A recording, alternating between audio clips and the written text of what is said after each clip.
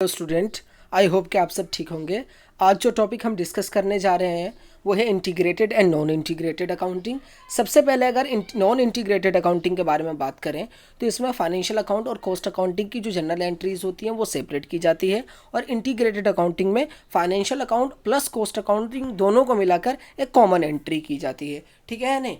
अगर financial account के बारे में बात करें तो इसमें रियल और पर्सनल अकाउंट बनाए जाते हैं और इनकी एंट्रियाँ की जाती है, और कॉस्ट अकाउंटिंग में नॉमिनल को ही कंसीडर किया जाता है। सिर्फ रियल अकाउंट में जो सिर्फ स्टॉक अकाउंट होता है या स्टॉक से रिलेटेड जनरल एंट्रीज होती हैं वही कॉस्ट अकाउंटिंग में कंसीडर किए जाते हैं। ठीक है यानी इनकी कॉमन एंट्रियाँ भी होती है। अगर आप और आगे देखेंगे यहाँ पर तो material A, material B, material C से यहाँ पर अकाउंट्स दिखाए गए हैं। इनकी जो एंट्रियाँ होगी और इनका जो बैलेंस होगा वो store laser contract control account में इसको क्या करते हैं, ट्रांसफ़र करते हैं। ठीक है या नहीं? ये एक प्रोसेस होती है जो मैं आगे आप लोगों को अकाउंट्स में बनाकर सिखाऊंगा इसके अंदर कि कैसे इस तरीके से इसकी जनरल एंट्री होगी।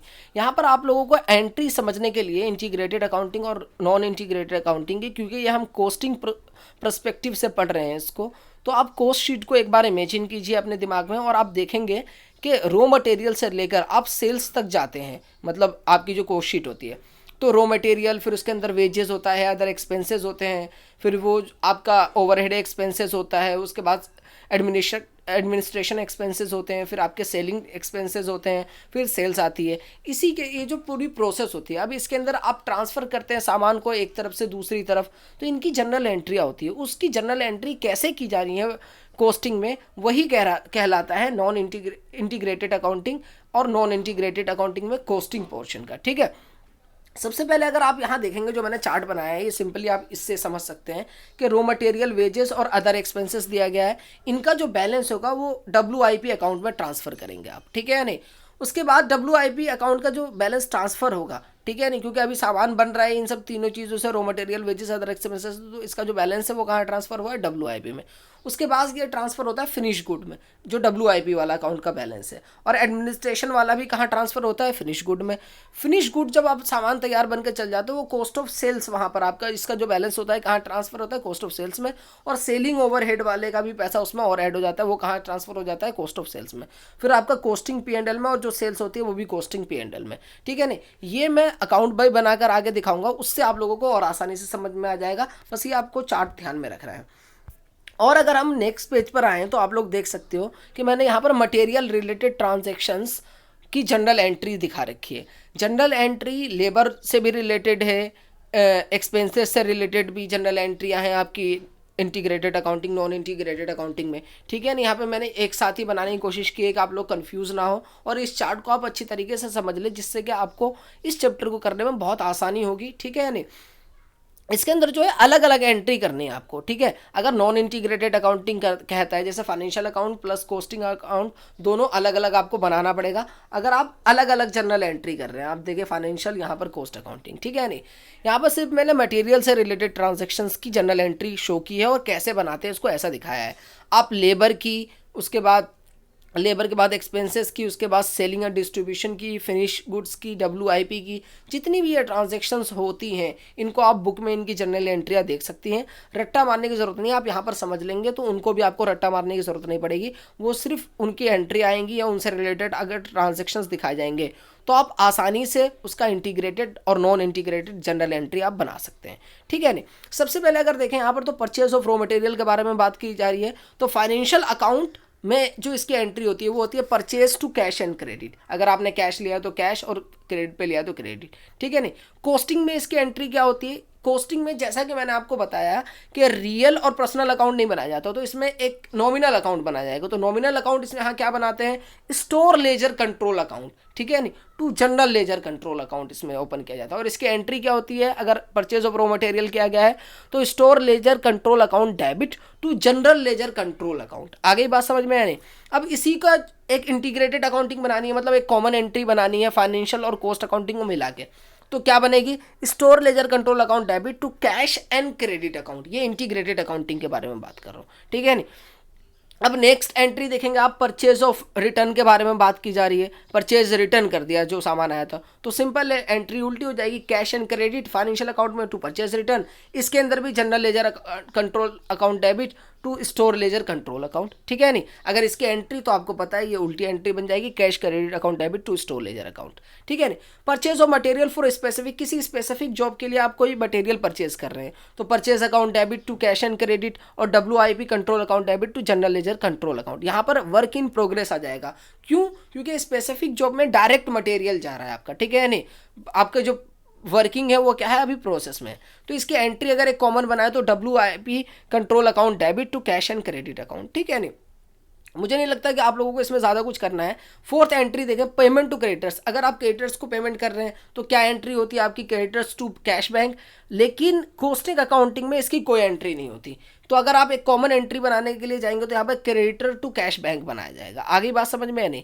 जैसे issued of direct material to production है, अगर कोई डायरेक्ट मटेरियल हम प्रोडक्शन में इशू कर रहे हैं तो कॉस्ट, आपको पता है फाइनेंशियल अकाउंट में ऐसी कोई एंट्री होती ही नहीं है, नॉट अवेलेबल। लेकिन आपकी कॉस्टिंग में ये एंट्री होती है तो WIP control account debit to store ledger account, जिसको WIP control account debit to store ledger account भी कहते हैं, ठीक है नहीं। और अगर हम आगे चलें, ठीक है, जैसे यहाँ पे 6th एंट्री आप लोग देख सकते हो, 6ठी एंट्री यहाँ पर दिखाई गई है कि return of direct material to store दिया गया है यहाँ पर, ठीक है नहीं। डायरेक्ट मटेरियल आपने स्टोर को क्या कर दिया, रिटर्न कर दिया, तो इसमें कोई एंट्री अवेलेबल है ही नहीं। इसके अंदर आपकी एंट्री होगी store ledger control account debit to WIP control account, ठीक है नहीं, work in progress control account. अगर आपकी कॉमन एंट्री बनाएंगे तो store ledger control account debit to WIP control account. इसी तरीके से इशूड ऑफ इनडायरेक्ट मटेरियल है, रिटर्न ऑफ इनडायरेक्ट है, normal loss of material in store है। तो इनकी एंट्री फाइनेंशियल अकाउंट में नहीं होती, बट इनकी कॉस्टिंग में इनकी एंट्रियाँ होती है। तो आप देख सकते हो, तो इसकी कॉमन जो एंट्री होगी जो कॉस्टिंग में होगी वही एंट्री इसकी कॉमन भी हो जाएगी। क्लियर है या नहीं। Last, abnormal loss, theft, shortage of material हो जा रहा है तो P&L account debit to purchase account, costing P&L to store ledger, ये आपकी एंट्री हो जाती है, ठीक है नहीं। उसके बाद अगर हम और देखें नेक्स्ट पेज पे, यही आपका मेन पेज है और इसी को आपको मेनली समझना है, ठीक है नहीं। सबसे पहले अगर मैं बात करूं कि नॉन इंटीग्रेटेड अकाउंटिंग की, जहां पर मैं बात कर रहा हूं, तो कॉस्ट बुक और फाइनेंस बुक दोनों सेपरेट मेंटेन की जाती है। इसमें कॉस्ट बुक में सिर्फ नॉमिनल अकाउंट के बारे में बात की जाती है, नॉमिनल अकाउंट खोले जाते हैं। और अगर हम बात करें, पर्सनल अकाउंट नहीं खोला जाता है इसमें, रियल और पर्सनल अकाउंट नहीं खोला जाता। इसकी जगह पर हम एक जनरल लेजर कंट्रोल बनाते हैं, मतलब रियल और पर्सनल, और मैंने जनरल एंट्री में भी आप लोगों को बताया है, ठीक है। आप जैसे देखेंगे यहाँ पर एक स्टोर लेजर कंट्रोल अकाउंट खोला है मैंने, तो आप कोई भी जितना भी मटेरियल होगा सारे का सारा कहाँ ट्रांसफर होगा, 2GLA में। आ रही बात समझ में नहीं। उसके बाद बाई WIP करके उसको आप ट्रांसफर कर दोगे कहाँ पर बच्चे, WIP लेजर कंट्रोल अकाउंट में, जिसको 2SLC, 2WLC, 2FLC भी कह रहे हो आप। ये कहाँ से आ रहा है मैं आपको बताता हूँ। ये देखो ज़रा, मैंने 2 और अकाउंट बना रखे हैं यहाँ पर, देख सकते हो आप। एक है वेजेस लेजर कंट्रोल अकाउंट, एक है factory overhead laser control account. तो वेजेस से रिलेटेड जितनी भी एंट्री होगी यहाँ पर, मतलब जो आपने पेमेंट की है लेबर को, ये सब। फैक्ट्री ओवरहेड से रिलेटेड जितनी भी जनरल एंट्री होगी आपकी यहाँ पर होगी। इन सब का बैलेंस कहाँ ट्रांसफर होगा बच्चे, WIP में। आगे बात समझ में नहीं। उसी चार्ट को आप ध्यान में करो, अभी वो चार्ट मैं दोबारा बताऊँगा आप लोगों को। उसके बाद यहाँ पर आप आ गए, यहाँ पर WIP लेजर कंट्रोल अकाउंट हो गया। इसका जो GLC होगा, मतलब इसका जो बैलेंस होगा, वो कहाँ ट्रांसफर होगा, फिनिश गुड में। उस चार्ट को ध्यान करो आप, कहाँ होगा, ये देखो 2WIPC के नाम से। और उसके बाद एडमिनिस्ट्रेशन ओवरहेड जो था, जितने भी एडमिनिस्ट्रेशन से रिलेटेड एंट्री है वो सब यहाँ आ जाएंगी। और बाई FGLC से ये ट्रांसफर कहाँ हो जाएगा आपका, FGLC में, यहाँ पर बाई के नाम से आएगा।